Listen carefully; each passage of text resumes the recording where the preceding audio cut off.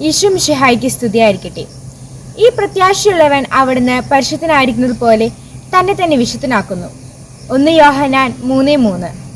നമ്മൾ എന്താണോ പ്രതീക്ഷിക്കുന്നത് അതിനായി നമ്മെ തന്നെ ഒരുക്കുന്നു എന്നുള്ളത് അനുദിന ജീവിതത്തിൽ നമ്മൾ എപ്പോഴും പിന്തുടരുന്ന ഒരു ശീലമാണ്.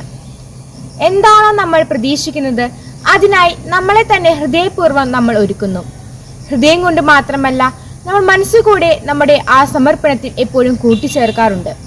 ജീവിതത്തിൽ നമ്മൾ ഈശോയെ പ്രതീക്ഷിക്കുന്ന അല്ലെങ്കിൽ നമ്മുടെ നിത്യജീവിതത്തെ നമ്മൾ ലക്ഷ്യം വെച്ച് മുമ്പോട്ട് പോകുമ്പോൾ ദൈവത്തോടുള്ള കൂട്ടായ്മയാണ് നമ്മുടെ പ്രഥമമായ ലക്ഷ്യമെന്ന് നമ്മൾ മനസ്സിലാക്കുന്നു. ജീവിതത്തിൽ നമ്മൾ ജീവിച്ചിരിക്കുന്നതിൻ്റെ ഏറ്റവും വലിയ ലക്ഷ്യം ദൈവത്തോടുള്ള കൂട്ടായ്മയാണ്.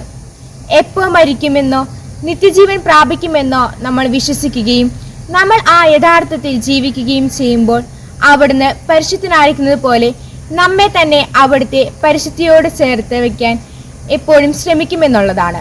കാരണം നമ്മുടെ ലക്ഷ്യം ത്രിത്വത്തോടുള്ള കൂട്ടായ്മയാണ്.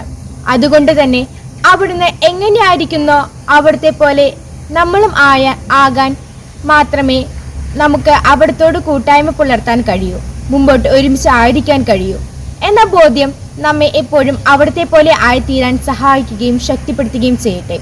1 യോഹന്നാൻ 3:3.